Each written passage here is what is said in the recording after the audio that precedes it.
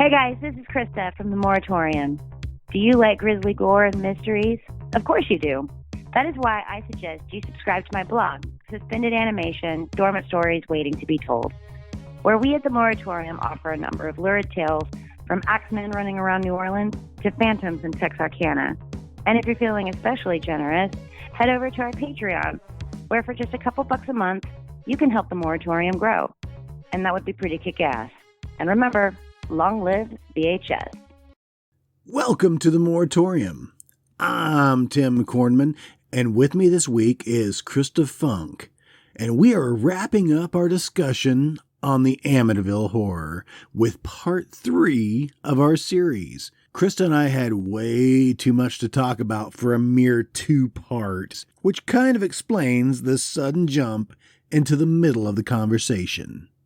Cue the music. And in 3, 2, 1, I already forgot it. You will be soon as big as a giant, or like all the others, dead. You think I imagined all of it, don't you? You think I'm insane? That's feng shui. A match made in a bathroom, just floating into the void.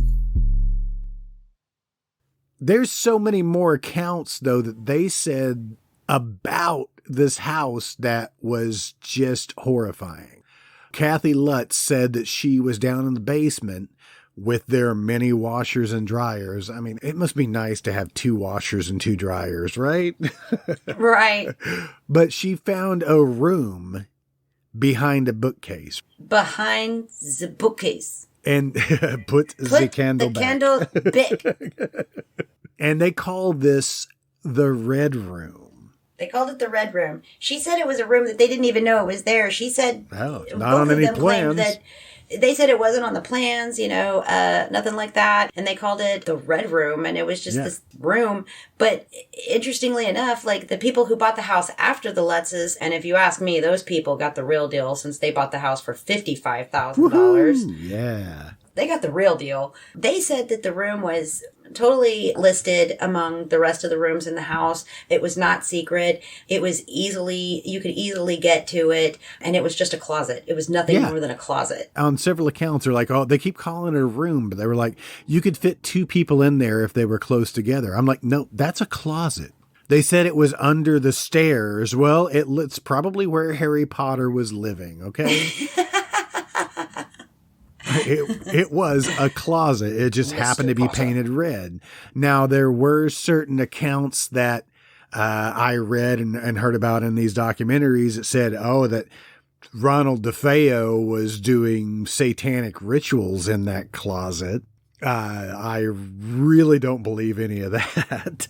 Which would not surprise me because, keep in mind, like, right around the time that the Lutz moved in, this is right after Ronald DeFeo Jr.'s trial was concluded when they moved in. Okay. And he went with the devil made me do it defense. He and Weber went with that. The devil made me do it defense. I had no control. There was somebody moving me. He was possessed. There's demonic forces in that house that were possessing him. So he's innocent because demons did it. Devil made me do it. The devil made me do it. I use that every day when I come out of the bathroom. All the time, yeah. The devil made me do it. That's not acceptable to you? What? Why not? I don't understand this. Damn you, the devil Satan! Made me do it. Every time Mike and I have a fight, I'm like, the devil made me do it, okay? Yeah. I don't, it was the demons, I'm sorry. I don't know what to tell you, okay? I'm possessed. Okay? Give me a priest or something. And then Mike's like, you're not even Catholic. And I'm like, I know, which makes it even weirder, but whatever. But get me an old priest and a young priest. But give me a priest anyway, okay? My name is Reagan McNeil. Which is, and The Exorcist, that, it came out around this time, right? Yeah, it was early 70s. And that was a very popular film when it came out. Hell yeah. So, of course, I can see Ronald DeFeo taking some influence from that. The devil made me do it, Oh, you guys can, come on, haven't you seen The Exorcist? That was 1973, by the way. Well, the year before he killed his parents, killed his family. Yeah. There are other accounts that drove the Lutzes to just leave. George Lutz goes on record many times, and you guys can watch all of his little interviews. He's like on script. He is on point. He has told this story so many times. His story doesn't waver much at all. Yeah, but he doesn't want the publicity, Tim, okay? No. He did a Halloween special for the History Channel on the Amityville haunting, but he does not want the publicity, okay?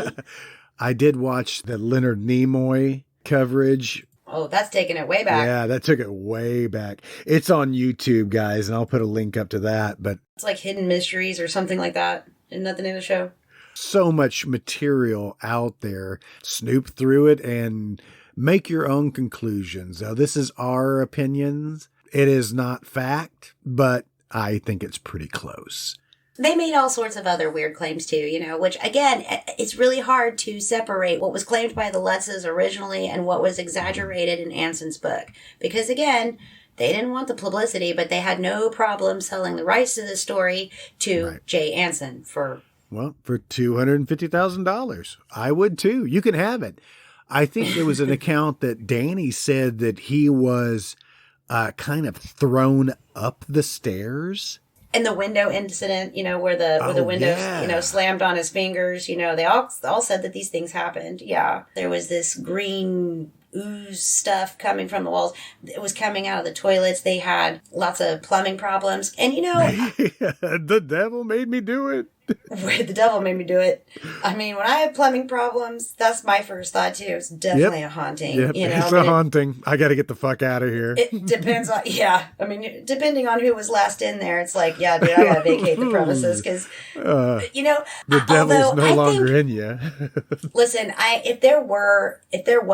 if there are demons in that house, which I don't think there are, but let's just entertain the idea. If that house is haunted, we can just let Mike and the boys stay there for a couple of days. I promise you, they will unhaunt that house. Okay, even the ghosts will be like, "No, dude, no way." We love you, Mike. We know you're listening. Thank you. So there were other accounts of, but they talked about the flies. The flies, I've heard from several hundred to 20 to 50. But as you mentioned, the window incident. Now, this was an account that I heard from Danny as well as the Lutzes talking about how the window had closed on Danny's hands. I don't know what he was doing, having his hands in the window, but the window falls, smashes his hands, and they said that his hands were totally crushed. And yet somehow they weren't broken.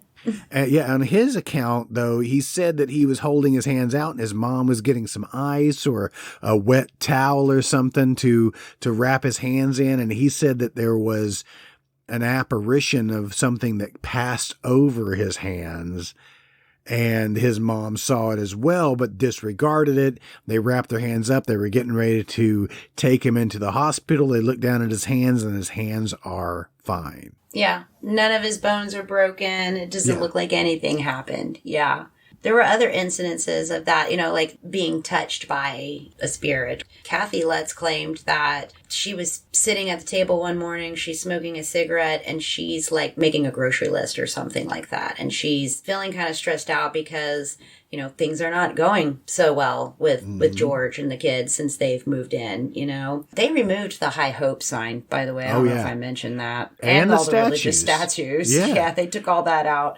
Maybe they should have left She said that she felt a presence like embrace her, and she felt a hand cover hers. And she said it felt feminine. It felt comforting. It felt like something was trying to soothe her. And was she at a pottery wheel by chance? The way Anson writes it's almost like he doesn't come out and say that she thinks it's Louise DeFeo, but definitely implied that, they thought it was Louise DeFeo. Like, again, the Lutzes never claimed that the DeFeo family specifically were haunting that house. But the book and the movie both 100% imply that that's why they're being haunted, by beginning with their murders But the Lutzes never actually claimed that it was the DeFeos specifically that were haunting them. Gotcha. Just that there was force in that house, if not multiple forces, and they were bad, except for this one that was comforting. Except this one that embraced me. Except for this one that was all about hugging people, you know? It likes hugs. So the night that they left the house in an abrupt hurry in the middle of the night, leaving all of their belongings behind, they claim that, I guess, George was in bed with Kathy and that Kathy was levitating off of the bed. I think the Warrens said she was hovering next to the ceiling when George said she was about 3 or 4 inches off of the bed and he was trying to grab her because she was just floating off of the bed. They said that the footboards of the boys' beds, the boys'?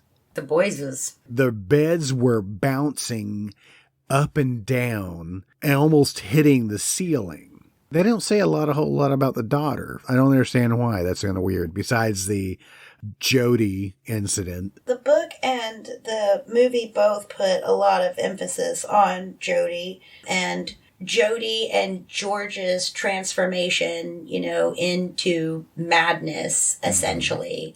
Everybody else seems to be unafflicted, you know, except for, you know, emotionally as to what's going on around them, or you're getting your bones crushed in the window.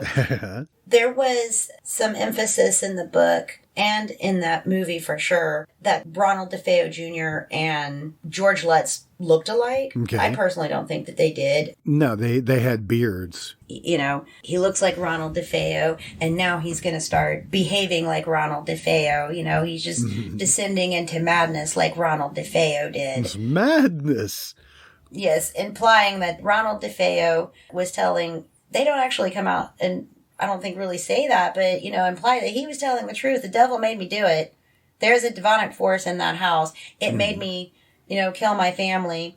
And it almost did the same thing to the Lutzes. So do you feel like maybe that this story was concocted to try to get a... That's the story. So apparently, okay.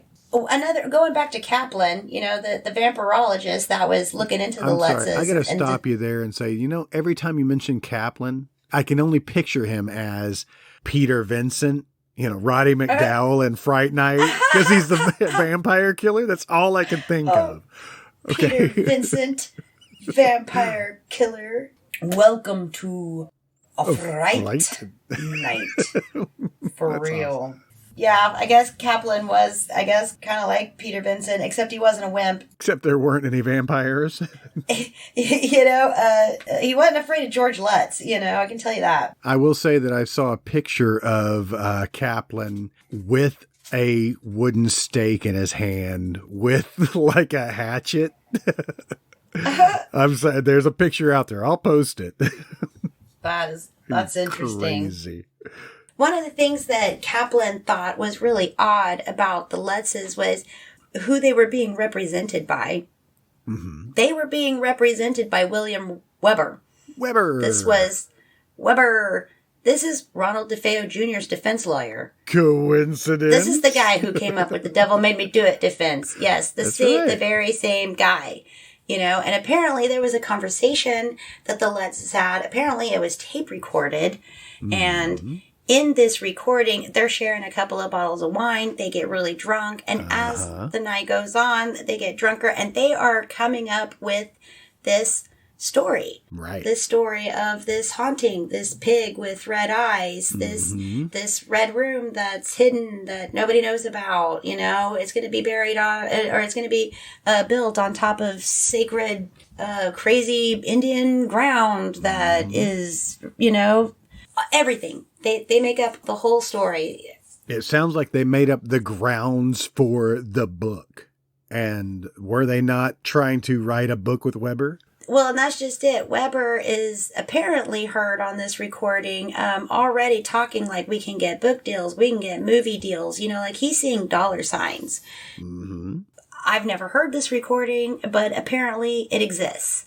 I didn't know it was actually recorded. I would like to find that. Somebody post it. That is what I heard, was that there was an actual recording of this. But either way, even if there's not a recording of it, Weber and Lutz both don't deny that this conversation took place. Right. They just argue over what exactly was said during this conversation. Right. Weber, after, of course, the lawsuit was brought against him, he was named in the lawsuit along with Paul Hoffman, Kaplan, Good Housekeeping. They were all involved in this lawsuit that Lutz brought against them. And it was when that happened that Weber came out and said, this is bogus. We came up with this story together. It's a hoax. This whole thing is a hoax. And we just made it up to sell a story, which they did by that point. By that point, the book has come out. Jay Anson bought the rights to this story from George and Kathy Lutz. He writes this book. It's a bestseller. It's not long after that Samuel Arkoff, he's a movie producer. He calls Anson and he wants to purchase the rights to the Amityville Horror in order to make a movie.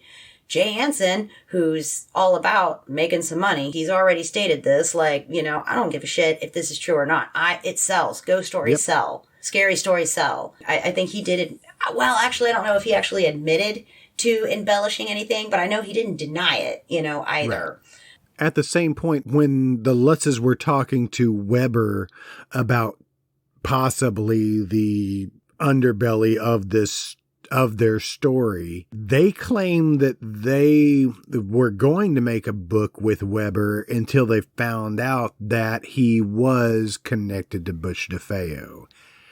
But then there's another account saying that when they got in with Anson gave them a better deal for more money, and that's why they went with him. Yeah, Lutz claims that they broke all ties with Weber whenever they found out that he was Butch DeFeo's defense attorney. But there again, during this whole ordeal, there's Weber, which I don't think you can trust any of these people involved. I think they're all lying to some degree, but I don't know that Weber is necessarily lying about them having, concocted this story together.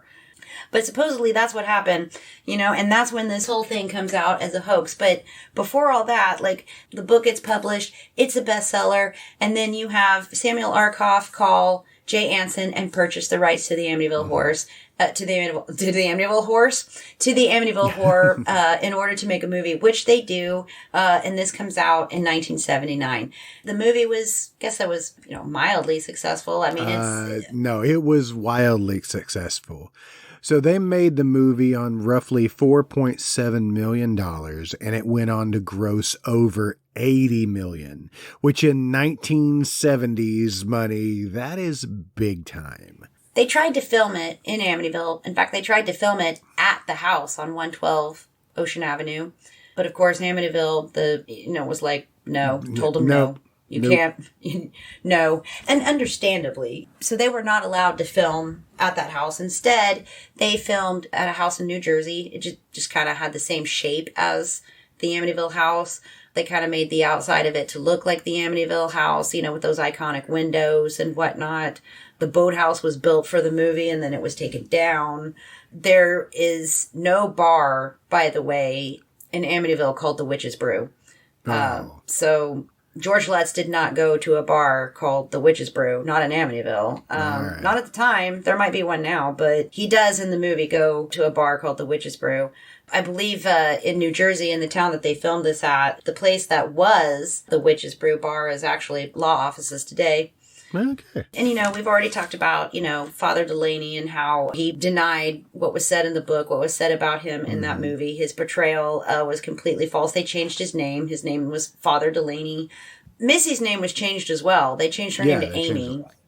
In the book, I think they also claim that the priest was slapped and that he had blisters that formed on his hands, kind of like the stigmata.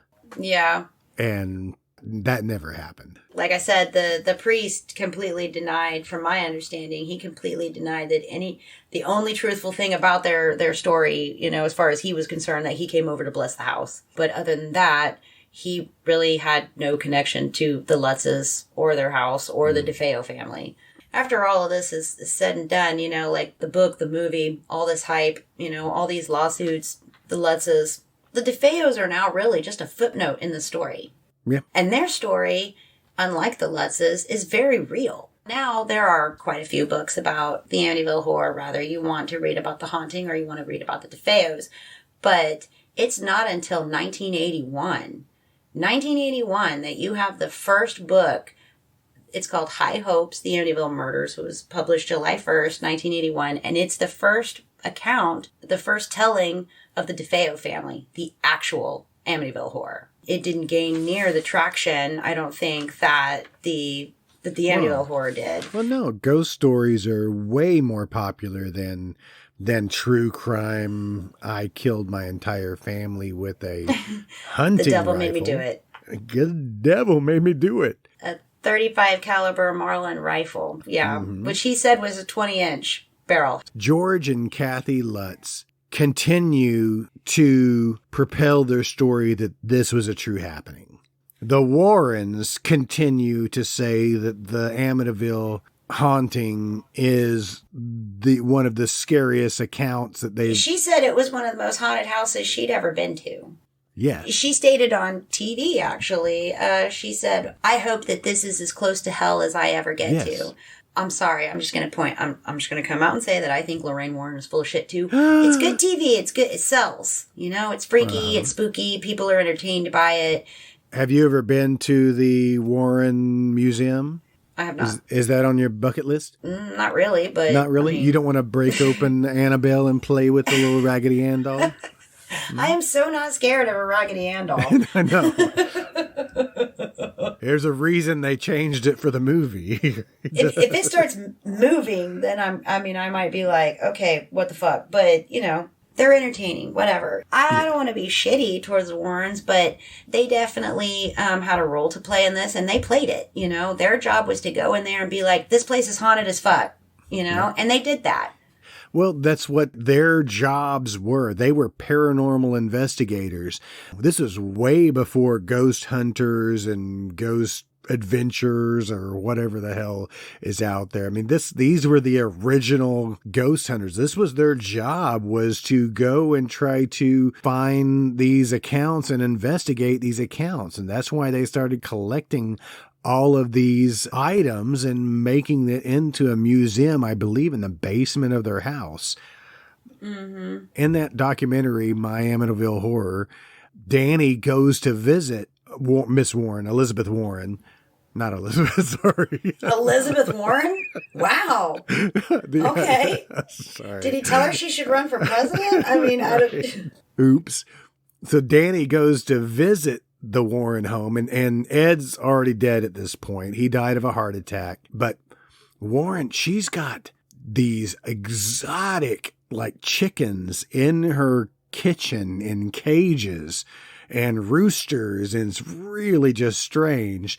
But he goes down and he starts talking to her about the house, and she starts remembering all of the accounts that she happened in the house. And what she says, that while they were investigating the house on that fateful night that they got the picture of Jody or somebody's nephew that just happened to be there, that she was holding a picture in her hand. And nobody knew she was holding this picture in her hand. And it was a picture of a priest or a religious icon of some, I don't even remember the name of who it was, but she's holding in her hand. And this face appeared to her. George Lutz had this huge moose head that was like his grandfather's that he hung up in this room. And in the antlers of this moose head, there was a face that was it was in the antlers.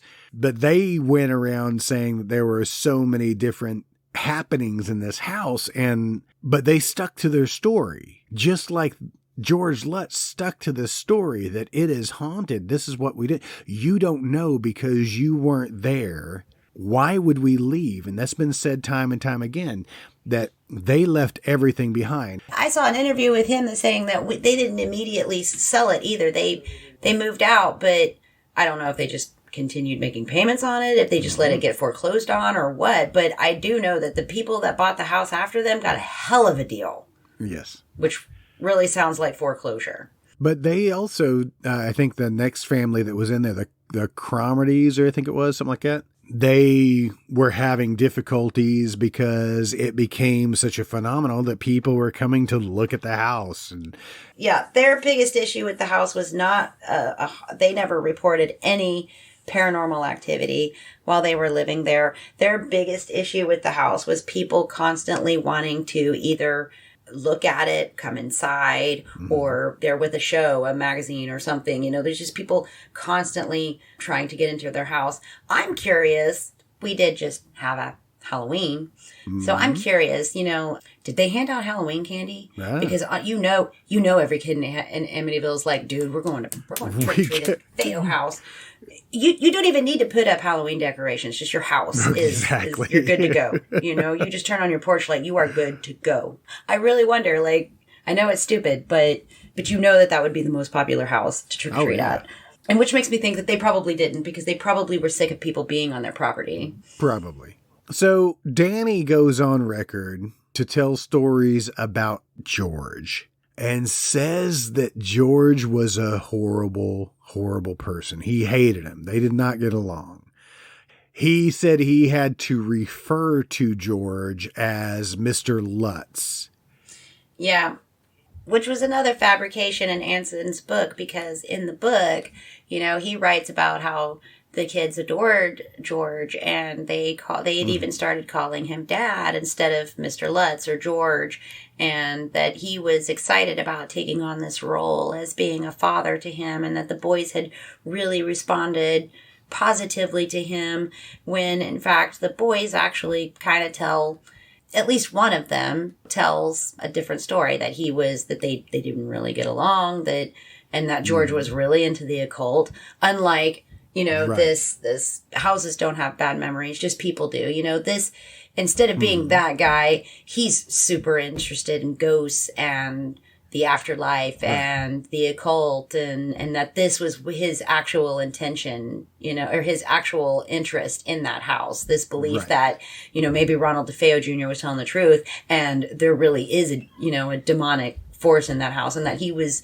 interested in it. And that's where I was actually heading to, because Danny says that yes, George had some occult books. In fact, that his mother and George they were studying transcendental meditation when they moved into the house. And that George was going around and he was chanting a lot, and he was trying to reach this otherworldly presence in the house. I wonder if this was something that, like you said, that maybe they had thought of, like, hey, this is a good way for us to make money. I think that we can move into this house, we can buy this house, and we can prove, or we can say that it's haunted and create this story. Either they're super clever. They came up with this genius idea it was risk. What if it doesn't pay off, you know? It's risky. We got a nice house on the freaking river. We gotta pull in a boathouse, y'all. Yeah. So either they're really clever and came up with this clever scheme that ended up paying off for them, or they're really gullible. I mean, because the truth is, their claims can and have, I think, been debunked. Having flies in your house is hardly a sign of the paranormal, okay? I had a fly flying around my living room today. I was thinking about, obviously, because I was preparing to do this podcast with you, and so I'm thinking about the Amityville horror while this fly is flying around my living room, and I'm like, well, there it is. And you're saying, get out. Get out. No, seriously, get the fuck out, because you're annoying me. Oh my God, where's the fly swatter? Get out. I will smash you. So flies are just really not a sign of the paranormal. Plumbing problems are not a sign of the paranormal either. I don't care how bad of a shit demon you think you have in there. Okay, it's not paranormal. You just should maybe change your diet or something, you know? I don't know. I mean, maybe George Leves dropped a deuce in there. I don't know what happened, but that is not a sign of the paranormal, okay? Flying pigs are not a thing. They don't exist. And I think that's a weird animal for them to come up with anyway. Like, let's go with a pig. Sure, okay. I mean, obviously, you're drunk. Yeah, several bottles of wine. They were good and drunk by the time they got to the pig. You know what I'm saying? Like, to the flying pig. You can almost gauge their level of intoxication with their Amityville horror, you know? Like, As for stuff oozing out of the walls, I think this was Anson blowing things out of proportion. Certainly the door blowing off the front, the windows blowing out, those things, we know that didn't happen. Those windows stayed there for a good long while after all of this. They did say that, no, maybe they were talking about the screen door. The front door was actually, a solid wood door. It's not going to get blown out. Any harsh wind is going to be taking that screen door right off. I mean, that's happened to everybody. Let's told a story about how Harry, their dog, tried to hang himself, Harry, their dog, did. I've had it up to you. Harry, their dog, did not purposely try to. There was not a force. The only thing that happened is he's a dog, and Lutz stupidly did not chain him up properly. He left too loose of a chain to where the dog could hop over whatever the hell it was he was hopping over, and he was left dangling there, He couldn't reach the other side on the ground. Yes. Yeah, see, the dog didn't know any better. He just wanted out. Right. This is not a sign of the paranormal, but there's George Lutz. No, my dog tried to kill himself. There was a force that made him do this, The devil made him do it. You really want to Occam razor this, and George and Kathy Lutz, if they really believed they were being haunted, they certainly did not Occam's razor this. These are silly things to be afraid of, I think. Kathy Lutz said that she was having bad dreams about Louise DeFeo's murder in that bedroom, and she would wake up screaming, and that these nightmares got persistently worse as time went on in the house, and that might be true, maybe in her subconscious, she's thinking about her having been shot and killed in that room, Yeah, and possibly with that same headboard. Yeah, right? so I can believe that she had bad dreams, but is that a sign of the paranormal? No. Guess what? Nightmares are a thing. People have them. Night terrors are a thing. Cobras. What do they call it whenever they made a documentary about it called The Nightmare. Sleep paralysis. That's a thing. Yeah. But is it a sign of the paranormal? No. It's weird, but not paranormal. Him stating that he woke up at 3:15 every morning, precisely at 3:15 in the morning, and was having, weird feelings about the house, and that just happens to coincide with when the DeFeos were murdered. Which greatly implies that it's the DeFeos that are haunting the house, you know? They really want to imply that it's the DeFeos that are haunting the house without coming out and actually saying it's the DeFeos. And I've got a theory about that. I think the reason they didn't name any of them by name, like by saying, yes, I saw Allison DeFeo or Don DeFeo or John Matthew or whoever. I think they were trying to avoid getting sued by their families. And couldn't they do that? I don't know. I mean, George Lutz had no problem suing everybody for everything. In an interview that I saw with George Lutz, he said that a lot of the money, the proceeds that he made from the movie and the book, a lot of that was eaten up because of the many lawsuits that ensued after all of this, that he was paying lawyers and pawn lawyers and going to court and settling and blah, blah, blah. It was just kept going on and on. That's so lame. Like, you make all this money and then you spend it fighting lawsuits. Yeah. That just seems really bizarre to me. But yeah, their son, I think it was Christopher, I think it was the middle child, or maybe he and the older son, said, no, the house was haunted. They really believed the house was haunted. It's just, it wasn't to the extent that, it was made out in that book or that movie. That was just really overly exaggerated. But they actually believed that they were haunted. And if that really is true, which I don't think it is, that leaves me to believe that George and Kathy Lutz were just really... They scare easily. They're superstitious. They and gullible, because flies don't scare me unless there's a whole bunch of them and I have to kill them all because they're gross. Not because I think it's a ghost. If there's that many flies in a room, I will not wait for a ghost to tell me to get out. Yes. I'm going to be like, oh, get out. Sewage coming out of your toilet. Yes, that would be scary. That scares me. That could be scary. But again, it's not, oh my God, it's a ghost, I mean, that's just not your first thought. Well, so the kids were very impressionable at this age, right? So Christopher was 7, you said, right? And I think Danny was 9. And how old was Missy? 5. Okay, so these kids are very impressionable when they move into this house and abruptly leave 28 days later. And they hear all of these accounts from their parents over and over that this happened. Well, do you think say that it actually times, imprinted these memories true, into? Yes, that's what I'm saying. When Danny at the age of 16, I believe, he left home. He hated George, but he left. He said he went and he lived in the desert for a few years being homeless. He said it's very easy living in the desert and being homeless because, you know, it's, I don't know why. I've never been homeless, knock on something. And if you guys would like to contribute to our Patreon and help us not be homeless, and make sure go that right we ahead are over homeless. to themoratorium.com. That would be great. Yeah. So these kids that, you know, that maybe they started thinking that all of these stories were true, hearing these over and over again and imprinting these stories as actual memories when they're not. I also think that if George and Kathy Lutz pushed these stories on those children, that's also messed up. Oh, yeah. You know, to convince them or manipulate them into believing that this house is haunted, especially when you've already sat them down and been like, okay, just so you know, there's a murder that's taken place in just about every room. Are you guys okay with that? You know? And then later manipulate them into believing that the house is haunted. That's really messed up. I mean, that's abusive. Kathy and George also took a polygraph. They passed. They took a polygraph, and I don't know if they passed or what. I know that they went on a talk show afterwards where they were supposed to release the results of the polygraph, and they didn't release them, but they were supposed to on the show. Well, I'm reading this on slashfilm.com, and it says that the test indicated that they weren't lying. But did they, after telling this story over and over again, start believing their own bullshit? Well, yeah, I think that's absolutely true. I think they, you know, by that point, they've convinced themselves that this actually happened. They went through these experiences. That house is haunted.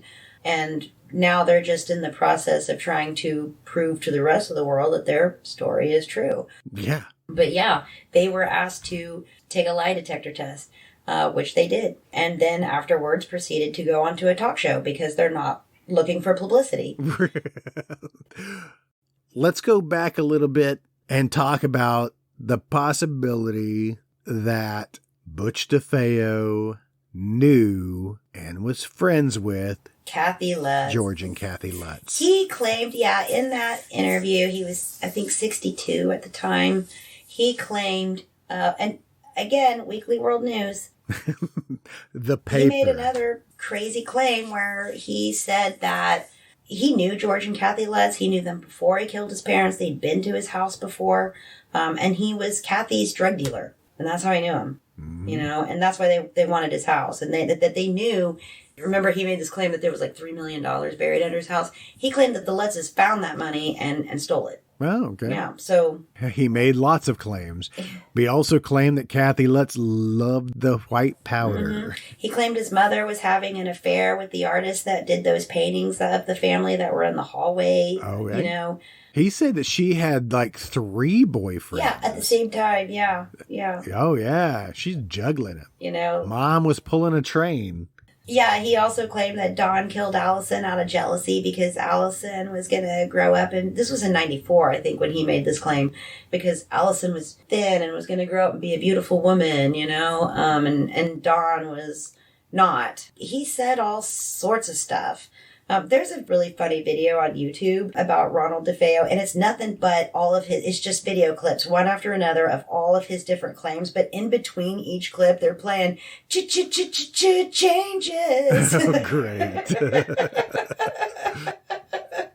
And I mean, he's just making a different claim, you know, contradicting himself, you know, left and right. Like I said, you can't take anything he says as anything factual. You know, I do believe that in his mess of lies and whatnot, that the truth is in there somewhere, or at least pieces of it. It was.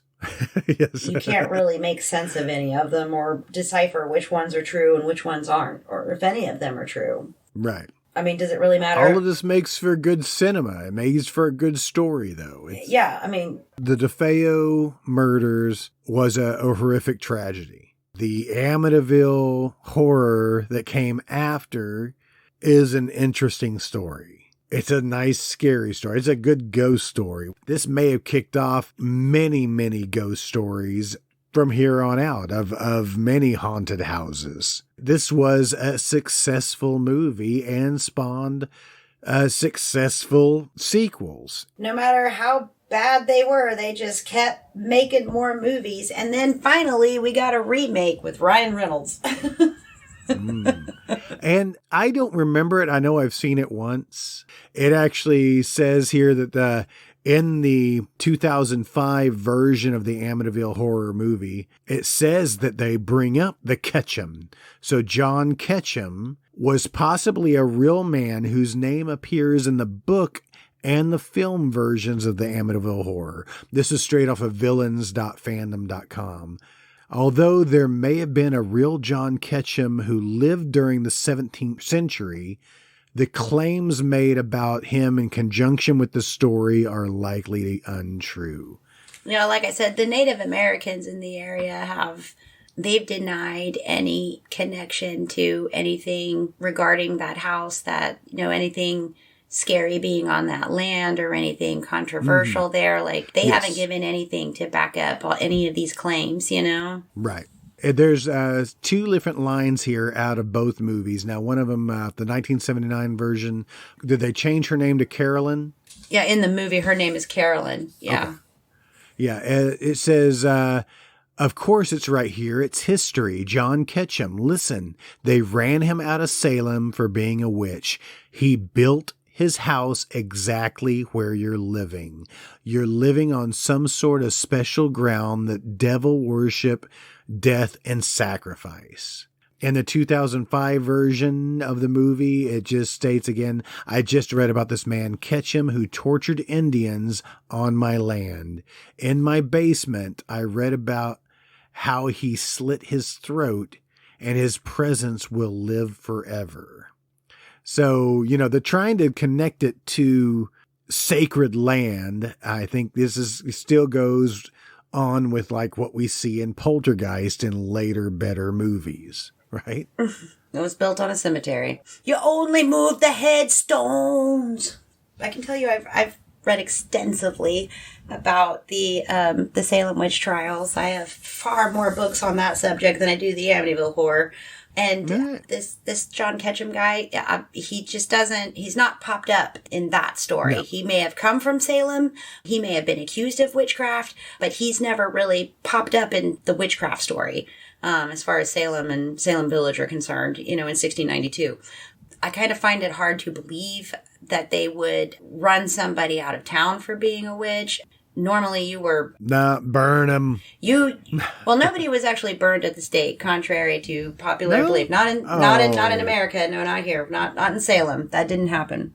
That happened in Europe, but not in New England. They didn't burn anybody at the stake. Okay. However, I can believe that they would run somebody out of town for other issues, political or something like that.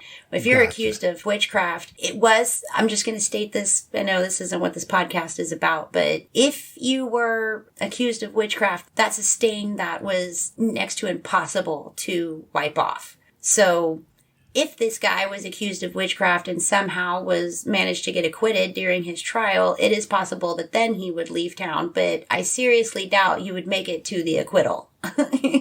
Not in Salem. Right. Maybe in Connecticut or other, because there are actual documented trials of people going on trial for witchcraft and being acquitted. But in Salem, not so much. All right. I've never read about anybody during that whole ordeal that was accused of witchcraft and run out of town. No, they would execute you. And there's a whole story, and I know that that's not for this podcast, but there is a story there. It could definitely be for this podcast because obviously... this episode. We'll talk about anything. I only brought it up because it's relevant to this John Ketchum guy. But I would have to look more into that because, like I said, nowhere in the Salem witchcraft story has this guy popped up. There were lots of people. Pretty much everyone in town was being accused, and maybe he was among them. But I've just not come across a guy who came from Salem and went to Amityville, New York, and started some scary shit there. Gotcha. I think for Anson, it was like, "Ooh, here's another creepy story, and here's how I'm gonna connect the two." Oh yeah. And going back to the Amityville Horror, the movie. Like I said, the movie was wildly successful, made a lot of money. This is, big time for back in the day. I think George Lutz took it personally that Margot Kidder, he said Margot Kidder had no interest in meeting him or Kathy. She never did.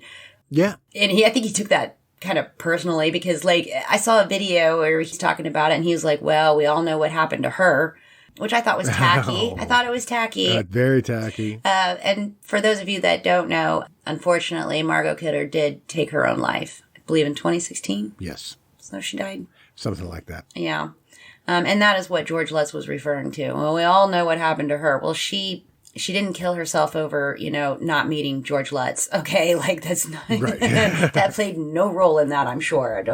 But he made that ridiculous comment anyway. I think Margot Kidder actually went on record saying that she hated this film. She had no interest, I think, in ghosts. I don't think she thought it was real. I think this was just a job to her. Yeah, but I thought she did a great job. I love the movie. I think it's a lot of fun. The first one is really good. I've actually met Margot Kidder. I thought she was cool as shit. I loved her. But James Brolin, on the other hand, he did meet George and Kathy Lutz. There's pictures of them together. And I guess he was really enthusiastic about the film.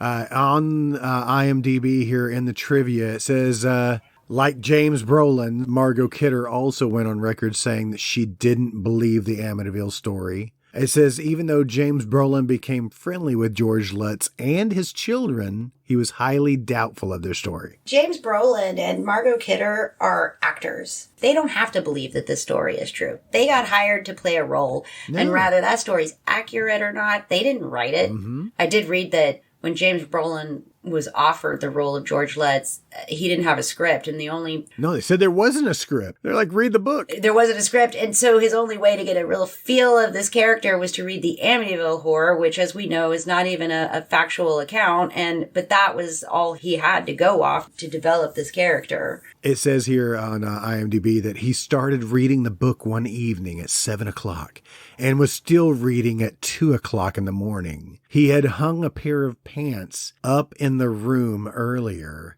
and was at a really tense part in the book when the pants fell down from wherever they'd been hanging. James Brolin jumped out of his chair, nearly crashing his head into the ceiling. This is Josh Brolin's dad, by the way. He's like, I'm going to do this movie. We watched him in Whitewater Rebels. I covered that way back. I think it was the spring break Slaughterfest. I think that we covered way back when.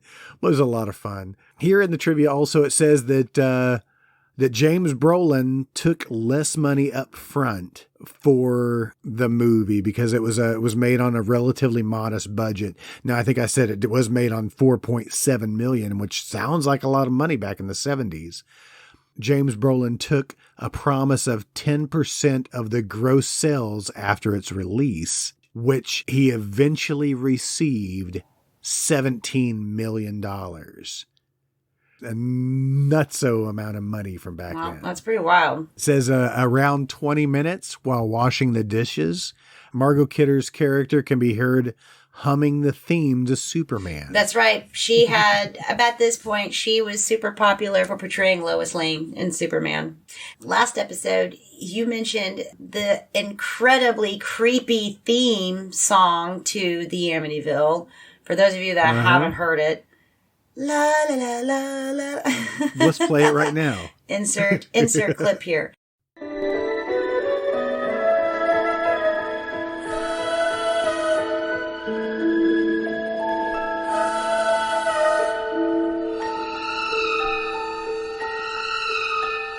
That theme actually was nominated for an Academy Award.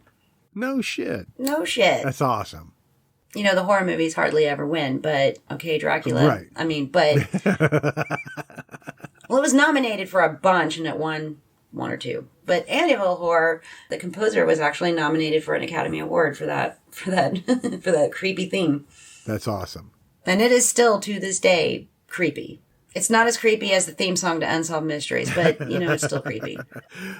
It does say here in the trivia that Rod Steiger, who played the priest in the movie, they used honey on his face to attract the flies. So I guess they couldn't get fake flies to put on him. They attracted real flies with honey. Nice. Nicely done. Yum.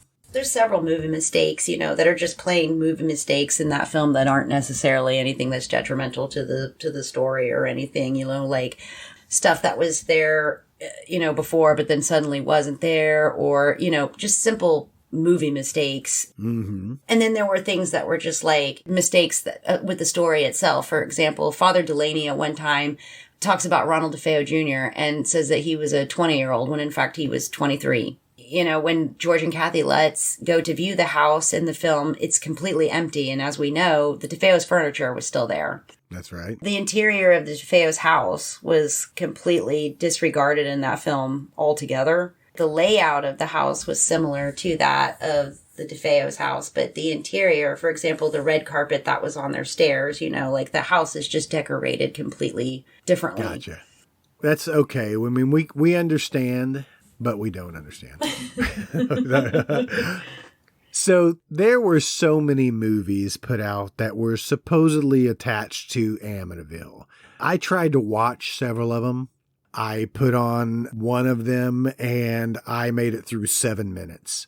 It's atrocious, some of these movies that they put out. And most of them were just super low budget, no budget, straight to video. But we've got titles like The Amityville Horror, The Evil Escapes. That was 1989.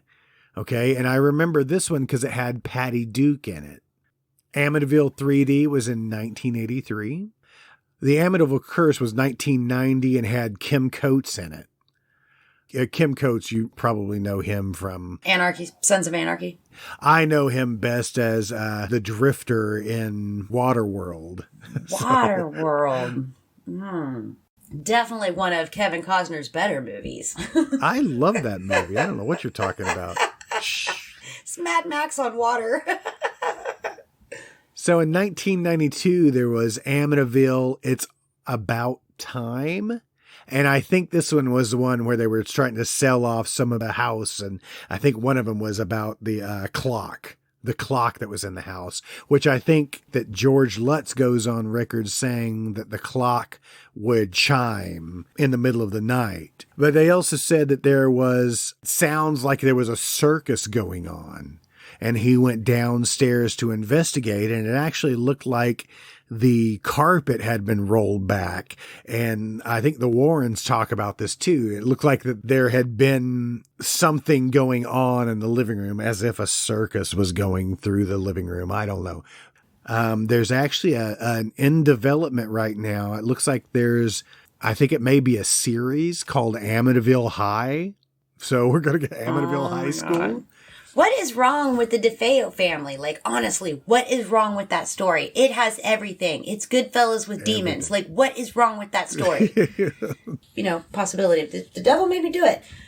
But honestly, like, I really don't know what's wrong with the DeFeo story, with the actual Amityville horror. Like, I don't understand why people prefer the fake one when there's a very real one. Because it doesn't have sharks in it? Hello? Oh my How God. about Amityville Shark House? Oh, a fucking shark ate me. Oh my God. Amityville Shark House, I tried to find it. It looks like it's in post-production right now. It's real.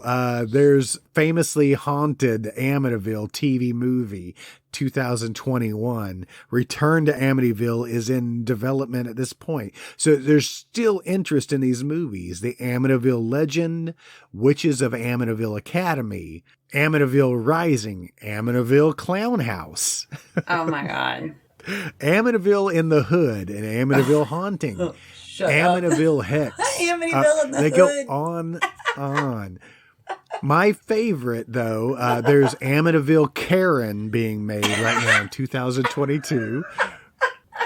Amityville Bigfoot. But one that I have to watch, Amityville Vibrator. I was about to ask. I was like, there's a porn. Zodiac's got There a has porn. to be, right? Amityville's got one. Amityville Vibrator. And it's got the tagline as, "For God's sake, get off." Can't wait not to see that. It's so tacky and so wonderful. It's wonderfully tacky. I love it. So really, there's still interest in this story, and it's all from George and Kathy Lutz. I mean, the DeFeo story, like you said, it was a less popular movie, even though the Amityville Part 2, I thought, depicted that even as the devil made me do it type of story, the evil possessing the oldest son to kill his entire family. I enjoy that story. I enjoyed that movie. It is still incorrect for what actually happened to the DeFeo family. I too enjoy the Amityville horror, even though we've spent an entire episode talking about it, I don't have a belief that they actually experienced the thing that they experienced. The book was well written. I mean, it was a well written ghost story. I just don't think it's true. But I think that the DeFeo family is just, for me, I think that is a far more interesting story. What happened to them and why, and all the different claims that their son made. And we still don't know which story is correct. Yeah, I mean, other than he killed them. Like I said, that is, for me, the real, actual Amityville horror. And there is a whole interesting story there. They are an interesting story. And unfortunately, those that do remember them from the Amityville horror, and instead of just associating it entirely with the Lutzes, they really don't know a whole lot about them other than, okay, they were killed in that house. The son killed them. Right. And the people really know little more about them than that. And I kind of think that's messed up a little bit, Yeah. But Jay Anson ended his book with, as for George and Kathleen Lutz, of course, their curiosity has been more than satisfied. But the rest of us are left with a dilemma. The more rational the explanation, the less tenable it becomes. And what I have called the Amityville horror remains one of those dark mysteries that challenges our conventional accounting of what this world contains. And that's how he ended it. I like that. Yeah, like I said, it was well written. Unfortunately, he didn't get to live very long afterwards. He lived, a year later, and he died. George and Kathy Lutz have also passed away since then. Kathy Lutz died of emphysema in 2004, and George Lutz passed away from heart problems in 2006. And they divorced in the 80s, right? They sure did. Yeah, they divorced in the 80s. As far as I know, they were cordial to each other. Well, it seemed like it. I've seen them in subsequent interviews. When Kathy was also, she was on oxygen at the time, obviously, when she was having trouble with emphysema. Mm-hmm. But they stick to their story, and that's commendable, maybe? Yeah. I don't know. It's interesting that they didn't waver from any of it at all. Whereas Butch DeFeo changed his story many, many, many times, and we don't know what is true. Mm-hmm. But I think we can ultimately say George and Kathy Lutz fabricated this story of a haunting for what means for probably the money, because isn't the money the root of all evil? William Weber's angle, Jay Anson's angle, 100% was dollar signs. They saw money and they were like, we can exploit this story and we can sell it to the highest bidder, which is exactly what they did.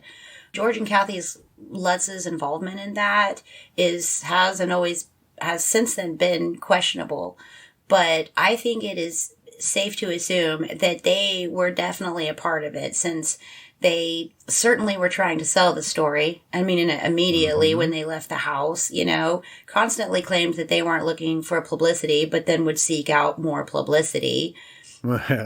There's, bringing up lawsuits left and right, going on public television. I am left with no other choice but to assume that they were a part of this, and this was a con, this was a scheme, but hey, they entertained a bunch of people with it, Right. I read something that kind of followed up on Danny Lutz, but Danny does seem like a troubled soul. He is a musician, but is very sincere and he seems very angry.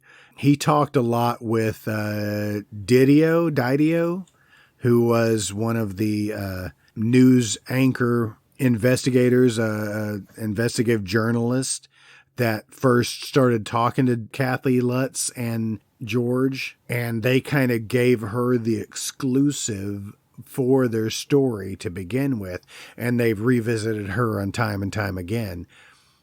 But Danny was quoted in saying that, yes, they paid him, I believe, $100,000 to do this interview for the documentary of My Amityville Horror, and they paid him $100,000 to tell a story, and that's what he did. He gave them the story that they wanted. Kind of like what the Lutzes did at the beginning as well. They told a story and then Jay Henson was right when he said, "Ghost stories sell. A scary story sell." You know, I am in this to make money. He did not care if his story was fabricated or not. He didn't care, you know, if this haunting was even real or not. But he was absolutely right that scary stories sell and people don't care if they're true or not. And the Amityville Horror is a perfect example of that. They told a story. It was a good story. I enjoyed it. I think everybody should go out and watch the original Amityville Horror, read the book. But if you are actually curious about the DeFeo family, you're not going to get that information from the Amityville Horror, the book. You are going to have to read a different one. There are a number that you can choose from, but I would suggest High Hopes, the Amityville Horror. Or the Amityville Murders. Sorry. It's called High Hopes, the Amityville Murders. And this is solely about the DeFeo family. Doesn't have anything to do with George and Kathy Lutz. Whereas the Amityville Horror is solely about the Lutz family and really has very little to do with the DeFeo family. Right. Wikosuna's book, The Night That DeFeo Died, you know, yeah. It's interesting. It's interesting, but I can't really touch on it any more than that, you know. There's a book called Mentally Ill in Amityville, Murder, Mystery, and Mayhem at 112 Ocean Avenue. I've not read that one, but there's another one called... Sounds fun. Yeah, there's another one called The Real Amityville Horror, the true story behind the DeFeo family. Mm-hmm. So since then, there has been other books that have popped up that are solely about the DeFeo family or about this hoax or, you know, the haunting hoax or, you know, stuff like that. So if you are interested in finding more information about the DeFeos, there are other books that exist now. But there for a while, the only book that you could get a hold of was the Amityville Horror, which was not an accurate account at all.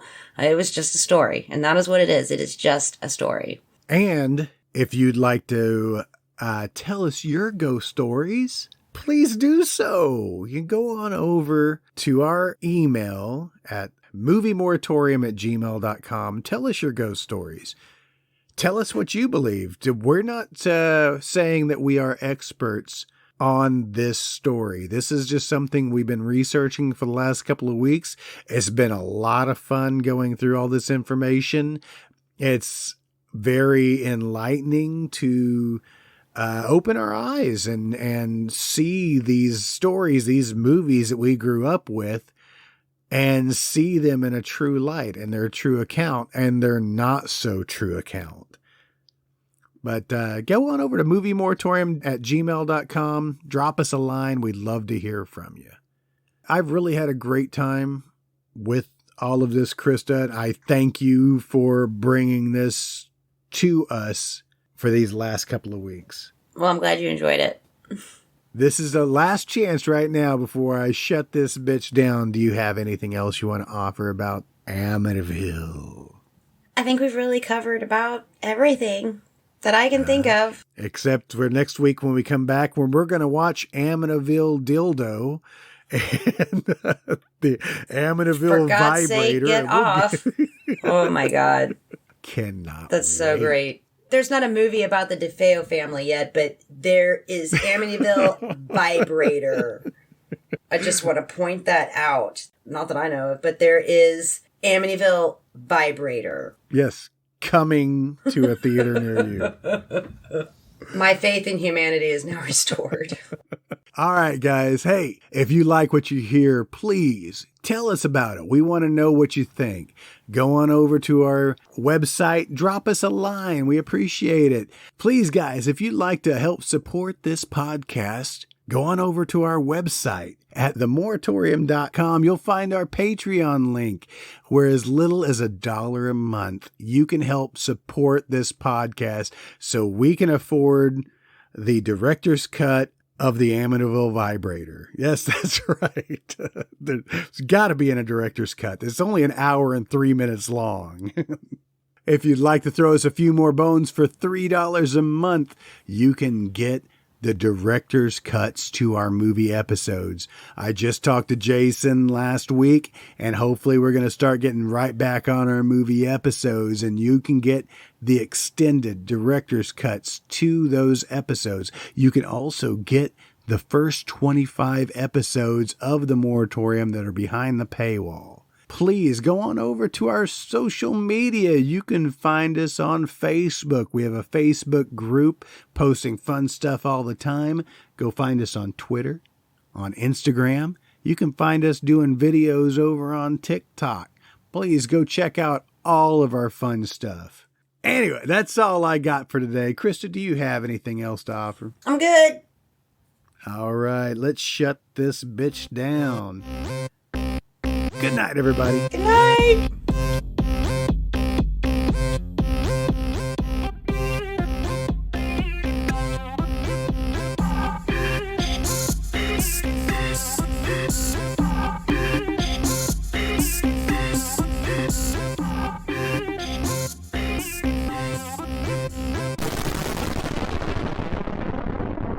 You've been listening to another special edition of The Moratorium, an MT Cornfield production.